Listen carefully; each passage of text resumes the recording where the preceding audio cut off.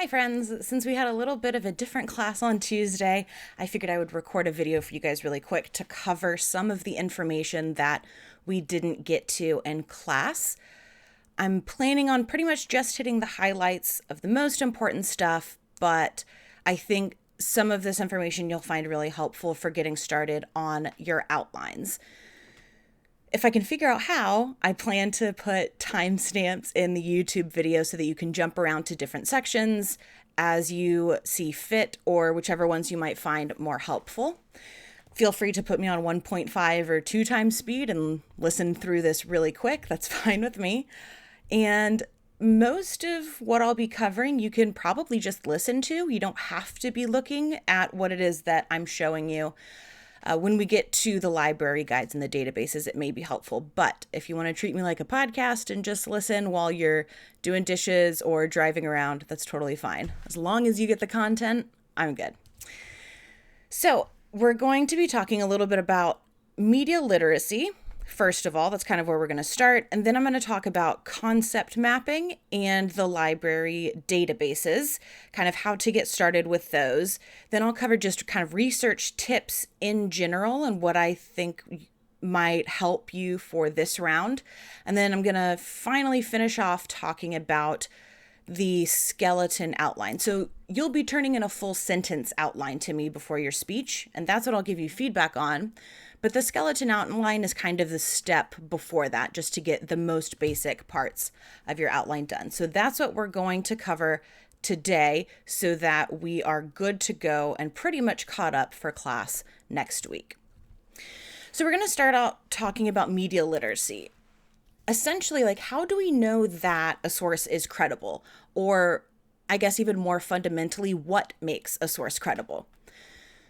So media literacy is defined as the ability to access, analyze, evaluate, create, and act using various forms of communication.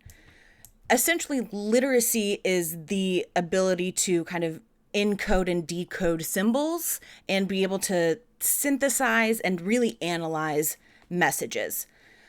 For example, being able to read a tweet, figuring out if it's true or false, or who's responsible for putting that message out there, or what effects that message could potentially have. So we have to be literate in the media that we're surrounded by in order to kind of understand and learn about the world around us, and in order to just be responsible members of society in general.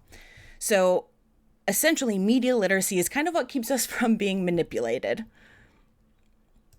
So a few important points about media literacy. First of all, is all media messages are constructed. They are created by someone and decisions are embedded in that creation. So it's important to figure out who constructed it and with what materials. Where did they get that information? How did they pull everything together? Second is that those messages are constructed using a creative language that has kind of rules all its own. An important part of this is kind of understanding the implied meaning behind the words. If we can do that, that goes a long way in preventing us from being manipulated as well. Being able to identify dog whistles is an example of this. When people say the word thugs, there is an embedded kind of underlying connotation with that. Or when, people start worrying about the suburbs and the safety of the suburbs, also there is embedded meaning in that as well. Also, different people experience the same media message differently. That kind of has become really apparent recently, I feel like. And finally, media have embedded values and points of view. Those values a lot of time are profit and or power. This usually doesn't surface in kind of the way that people screech about it happening. As someone who went to journalism school, I can promise you that there are best practices and kind of industry standards that every major publication abides by. That's why and how they've made big names for themselves. They employ editors and fact checkers, and those are kind of the backbones of that process. People working outside that framework of major media, traditional media publications, they might abide by those same standards, but they don't have the same types of checks on them. So what do you look for kind of in when you're trying to understand something? So something happened, you want to know what's going on, you want to understand what's happening. How do you find that information and kind of evaluate whether or not it's good? So you might look for just a recognizable name. Oh, I screwed this up. Sorry. I want this on my other monitor. Okay. You might look just for a really recognizable name like the Wall Street Journal or NPR. That's a good place to start, kind of for the reasons that I mentioned earlier. But what characteristics about those places do we value? It's not just that they have a cool name, right? Some of you might say, like, you don't want your source to take a side, right? You want neutral coverage, fair and balanced, right? But let's talk really quick about neutrality in news coverage. Kind of this idea of taking the center position and making sure that both sides are represented. And I promise I'll be quick about this, but it's important. So we have kind of a knee-jerk reaction, especially in the US, that yes, like neutral media coverage is good. We want both sides represented. I don't want my media to take a side. I want to kind of challenge you on that just a little bit. My media and politics professor at TCU said something way back when I was taking his class, probably 8 or 9 years ago, that kind of just always sticks with me because I think it's a really simple way of putting this. He said a lot of times in an effort to please both sides and appear neutral and not make anyone mad, journalists will say something like, the Democrats say it's raining outside, Republicans say it's sunny. But the journalists don't go look out the window to tell us what's actually happening out there. So kind of both sidesing every issue might not always be the right answer. You know, making sure to quote, include a quote from a climate denier, for example, in every article you have about climate change, right?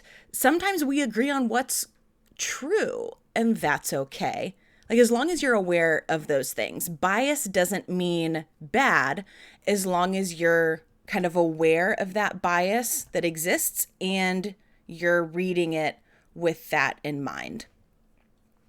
So there is a media bias chart that I'm going to pull up really quick because I forgot to put it up. Awesome. Okay. Go to the bias chart. Cool. So, let's throw this up here. So this is a media bias chart by a kind of third-party research group that looks at all kinds of different things. And as you see, we have the axes going from original fact reporting to inaccurate or fabricated information. And then we've got bias left and right. Let's zoom in on this. All right, so at the top, kind of original fact reporting. So these are people that are actually like sending journalists out into the field to actually get the stories, get the quotes, see what's happening. We've got AP. That's always going to be a great source for you guys. Just keep that in mind. The AP is Associated Press. And what they do is they're called a wire service. So essentially, they employ a ton of journalists from all around the world. And then newspapers and probably, I'm pretty sure radio stations and stuff do it too, but they subscribe to the AP or the AP wire service, and they can run AP stories in their newspapers. So AP and Reuters is the same kind of service. They do tons of original reporting, and they're pretty middle ground. And then we get down into kind of, we've got cable news sort of in the analysis or high variation in reliability. And then we've got those kind of divided between left and right. And then here at the bottom, we've got things like the National Enquirer, InfoWars, that kind of Newsmax and OAN, things like that. So if you tend to want a point of view in your news or in your coverage, I don't necessarily think that's a bad thing, as long as it's accurate. And as long as you're aware of what leaning that information might have. So even news that we tend to think is pretty middle of the road, things like the New York Times, there's always embedded kind of decisions going into that coverage in those headlines. So even news generally accepted as unbiased has to decide how to frame that story. A really cool example of this, I've been picking and choosing and kind of gathering examples throughout the semester, come from this Twitter account called Editing the Gray Lady. Essentially, it's just a bot that looks at the New York Times site and makes note of any changes in headlines. So let's look at kind of how they framed this story of Biden's inauguration. The original headline was "Hours after Biden inauguration, federal agents use tear gas in Portland," and they changed it to "They're breaking glass and criticizing Biden" from the left. That's two very different ways to frame what might be the same set of facts. Here we have a more recent example. This was from a couple days ago. The original headline was "How to Find an Impartial Jury in the Trial of George Floyd's Killing." They changed it to "How to Find an Impartial Jury in the Trial over George Floyd's Death." So we're talking about George Floyd's killing on one end, which is very active, and George Floyd's death, which is very kind of removed and passive on the other end. So these small decisions kind of shed some light on the way that they're framing an issue. Another kind of general rule of thumb, particularly with stuff that you see online, and feel free to pass this on to your parents and the older people in your lives that post crazy things on Facebook. If you read a headline and immediately have like a really strong emotional response to it, something like anger or fear or outrage, that's a really good sign that like it's worth at least taking another look at it or looking at it a little bit closer. So those aiming to kind of manipulate you rely on that emotional response for clicks and shares. That doesn't necessarily mean it's wrong, but an immediate and strong emotional response means you should take another look. All right, so that wraps up media literacy. We'll start talking about research now for your round 3 speech. All right, so we've already talked about kind of how we want to find credible sources and we're ready to be super media literate. So let's talk about kind of the basics of finding those sources. Remember, you'll need at least 3 sources from a credible source. That means a newspaper, a magazine, a news organization, or an academic journal, something like that. And those 3 need to be published within the last 24 months. You can go older than that once you find at least kind of 3 recent things. That's fine, but I need 3 that like fit my guidelines. So lucky us, we have an entire site on the library's website dedicated to us. Here it is. So to get here, I just Googled UIUC library guide CMN101 and it showed up. I swear that's how I find everything that has to do with anything on the university sites. But you can also go to guides.library.illinois.edu/CMN101. So this has a whole bunch of really useful information to kind of get us started.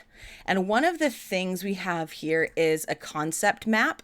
You can download it. I have one that's already filled out, but essentially it's a good way to start thinking about a search strategy or a research strategy. So if you want to, you can use this to get started and identify kind of some of your keywords. The example that I used for this concept map, let me zoom in for you, was social media companies have implemented policies to curb misinformation and hate speech, resulting in right-wing moves to alternate platforms in order to post and organize.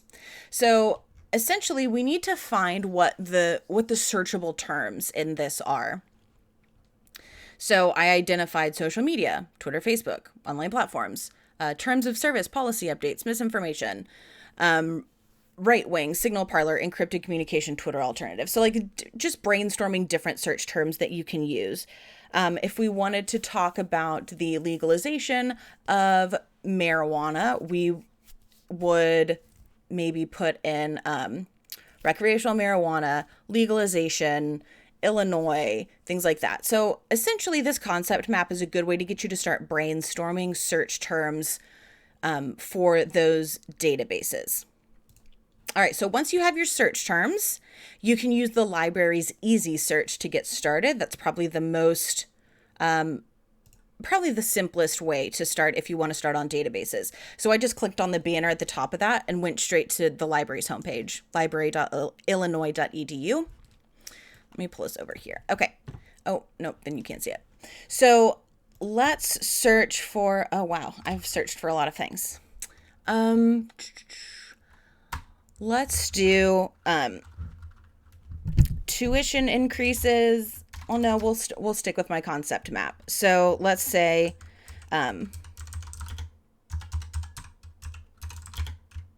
Twitter policy and misinformation.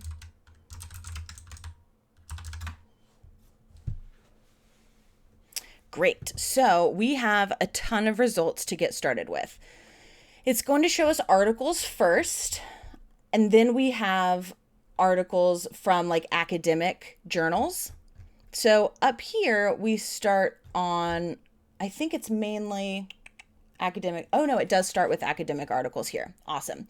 So we have 129 articles to get started with. If you push this little I button that's in a bubble, this shows us all of the different databases that these results were pulled from. So we get a lot from Academic Search Complete. That's a good kind of just general knowledge database. Let's see if any came from EBSCO. EBSCO is a good general database as well.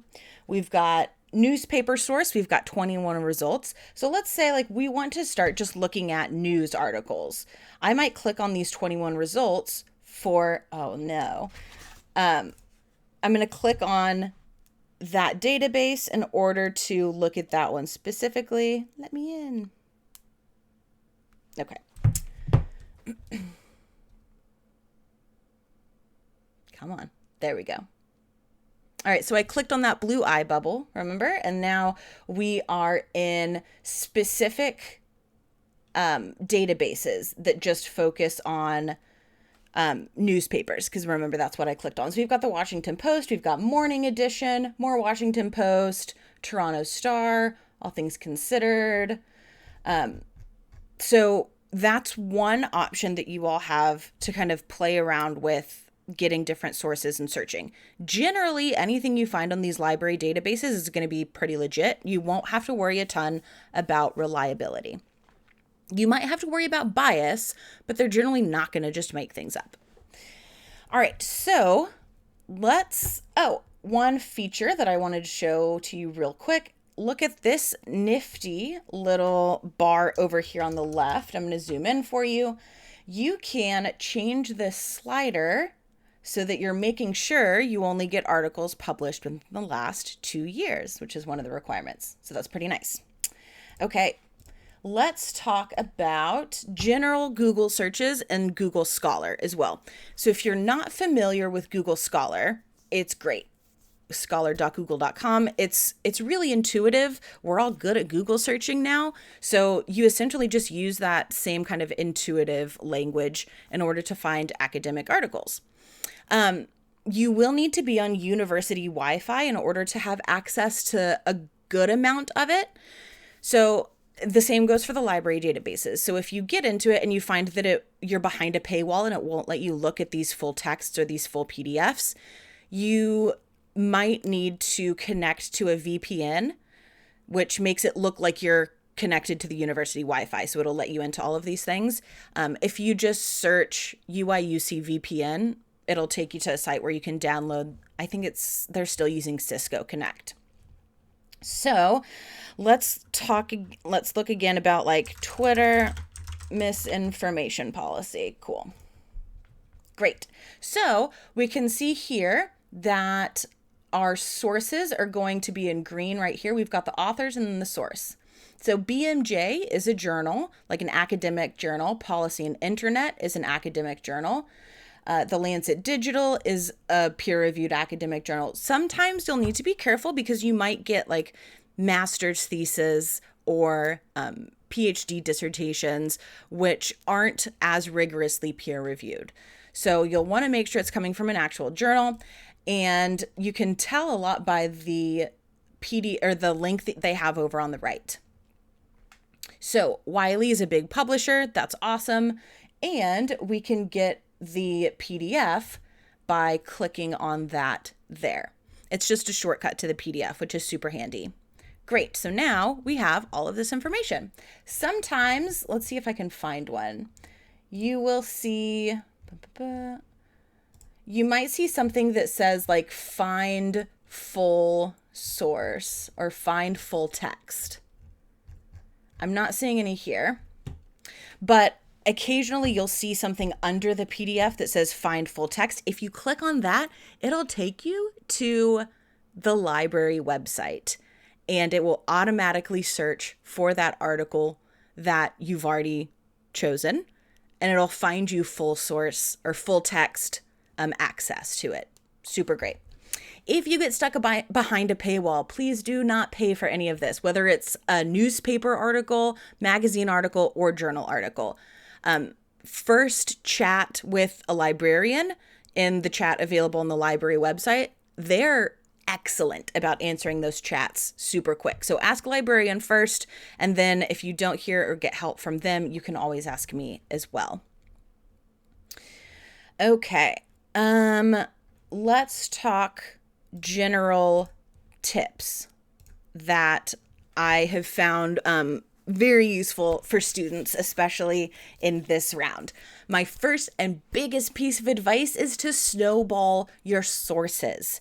And what I mean by that is when you go to any kind of article, so let's take this and we're just going to do a general Google search for it. I want news though. Okay, cool. The COVID-19 conspiracy theory. Oh no. See, don't pay for this. You could get that through the university library if you need to. Let's try this one. Great. Okay, so when you click on an article and you start looking through it, you're probably going to see some hyperlinks to other things. Click that stuff. Sometimes it's going to be another article from the same publisher, like the New York Times. A lot of times it's going to be a link to that government report that they're talking about, or that research study that the article is talking about. And if you click on that, boom, you just found yourself another source, and probably a better one, to be honest. You can find a better source if you don't recognize the name of where you are. Like if you're on some random website that ends in like .org, that is not, a publication news site. But there's a good chance that somewhere on that web page that you're reading, they're going to link to a government study, or at least a peer-reviewed published study, or maybe a news article. And that is what you can cite because it's much more reliable. So make sure that the sources of your information are good. If you're on a website that seems to have all the information that you need, but it might not be reliable, click on those links, click on those embedded things, make sure that you can get to the original source. If you're still having trouble, email me. I will always help you find things that you need. So snowball your sources. That is like my biggest number one tip. If you find something good, keep clicking on those hyperlinks. Go get the study they're talking about. So my next piece of advice is to use advanced search, especially when kind of narrowing by year. Narrow by when it was published. You can also do this in Google News results too. You can do it in our databases. You can do it in Google Scholar. You can do it in Google News, all of that. So use advanced search to your advantage. Okay, so next I'm going to cover just kind of give you a list of really helpful like sources of information that tend to be useful for the types of topics y'all have been choosing. I picked these because they're generally kind of like unintuitive names that you wouldn't know are super good sources. But anyway, Pew Research, top of the list always. Pew Research is super reliable and they research everything. So Pew Research is a great place to start. That's probably going to be the top of your Google search for most of the things that you're looking for. The Southern Poverty Law Center is another great source for information about social issues. The Electronic Frontier Foundation, or EFF, is a great source for anything that has to do with like tech, policy, ethics, anything like that. The Roper Center for Public Opinion is one that I just learned about. A former student texted me a couple weeks ago and was like, hey, you're probably starting round 3 soon. Get your students to use this. I haven't tried it out myself, but it's available through our library. And what I've been told is that essentially it's like an aggregator of all survey questions. It aggregates surveys that have been published and survey results and makes it searchable by username. Or username, why did I say that? By topic. So you can go look at, a topic like college attendance or college tuition or anything like that, and it'll bring up a bunch of survey results. The American Time Use Survey is kind of a classic. They have been doing the survey forever, pretty much what it sounds like. It's a good way to see kind of lifestyle trends. Mintel and lifestyle reports are they're interesting in that you mainly use it for like marketing research. I used it a ton when I was doing stuff in PR and campaigns, but it kind of breaks down psychographics, which are kind of the mushier type of demographics. So like what media people tend to consume, what lifestyle habits they have, what products they tend to buy, things like that. And then lastly, I wanted to show you guys Google Trends. So if you're not familiar with it, it's a really cool way to look at something that you might think is a trend that people are getting into. So if you need to prove to me that like this is a thing, people are interested in it, you can show me how much people have searched it. Like that's a pretty good metric, right? So I had a student last semester that talked about how after lockdown, everyone started baking bread at home all of a sudden. And this is a great way to show that. If people are baking bread for the first time at home, what are they likely to Google? Probably easy bread recipe, right? So I go to trends.google.com, I type in that search term, and then it gives me this super cool chart. One thing I need to point out about this chart so that you guys are kind of interpreting it the right way is notice it goes from 0 to 100. So what you're looking at here is percentages over time. So like this is when the popularity peaked for this search term, March 29th through April 4th. So like the first couple weeks of lockdown. And then from then it fell off. This isn't like number of searches. Keep that in mind. This is like percentage of its peak. So it's always, the top's always going to be at 100 and then it kind of tapers off. So keep that in mind when you're kind of analyzing or interpreting this graph. Super useful though. It'll also give you more information like where this was being searched. It will give you related topics, related queries. You can change by news search or image search. You can switch up the time frames as well. Again, remember to use your advanced search. All right, so finally, we're going to talk super quickly about outlines. A skeleton outline is essentially what you're going to develop before you get to your full sentence outline. So a skeleton outline is essentially what it sounds like. It's the bare bones. So I want to get you guys kind of set up to spend part of class next week on Tuesday working on your full sentence outline. Because the more you do in class, the less you have to worry about, right? And the more I can help you with it along the way. So if you can come to class with a skeleton outline, you are in great shape. But here's kind of the basic format of what you should include in each of your sections. Next class, we'll talk more about the additional information that you'll need to add under each of these, but this is a super strong start. So main point 1, we start with a complete sentence that describes the event or trend or the cause and the cause and effect relationship.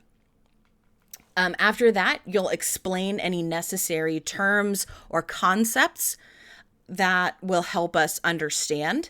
You'll establish the scope of the event or the trend. What I mean by that is like a time frame or like the magnitude of it. Show us how big of a deal it was or what it was or kind of how it happened, when it happened, where it happened, that sort of thing. Narrow the scope for us a little bit. And then for some of your topics, you might need to get into kind of why that event happened or that trend was happening. That's totally fine. Don't spend a ton of time doing that though, because you'll kind of get into that causal chain thing, but feel free to give us some context about why this is happening. So I'm going to skip ahead actually and show you an example of this. So for my main point 1, remember it is a complete sentence that explains my event or my trend. So for this example, tuition at 4-year institutions has increased dramatically in the last 2 decades. Full sentence, we're good to go. So then remember our A step is explain the necessary terms and concepts. So in this case, I'm going to say first, let me explain what I mean by 4-year institutions. So I'm going to say these are colleges and universities. Here's how many there are in the United States. This doesn't include things like trade schools and community colleges. So essentially, like I'm making sure we're all on the same page before I move ahead. And then I kind of get into the nitty gritty of it. Remember, B is establishing the scope of the event or the trend. So I'm going to say between 2000 and 2020, average tuition in the US increased by more than 50%. So I'm establishing the scope as far as time frame, I'm saying where it's happening, and I'm saying the magnitude to which it's happening. All right, so moving on to main point 2, you're going to talk about your impacts. Again, in a complete sentence. You might have 1 impact, you might have 2, just depends on your topic. So you're going to give me the whole thing in a complete sentence, state your impact, explain it, prove that it happened or will happen.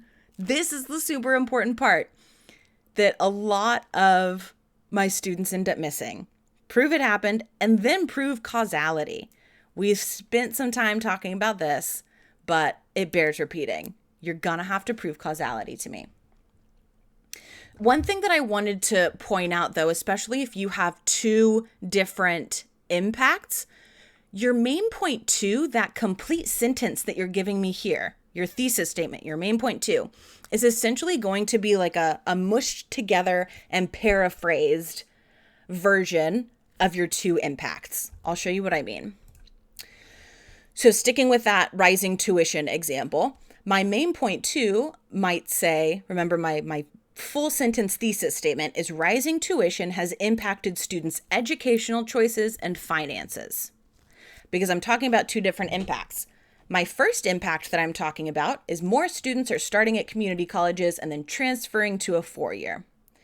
And then my second impact is that student loan debt is increasing. So I have 2 impacts, but for my main point 2 statement, that one thesis sentence, that one topic sentence that sums the whole thing up, I need to combine those and kind of paraphrase them. So when I did that, I ended up with this right here. Rising tuition has impacted students' educational choices and finances. If you only have 1 impact, you don't have to worry about that as much. You can make a complete sentence out of your 1 impact. That's totally fine.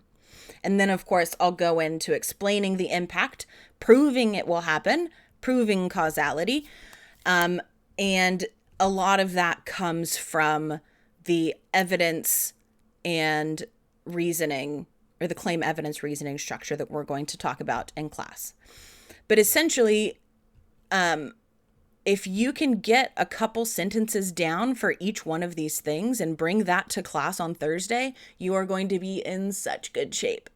It's like if you can start finding some sources and just jotting down some numbers, like I found that 50% number like pretty quickly.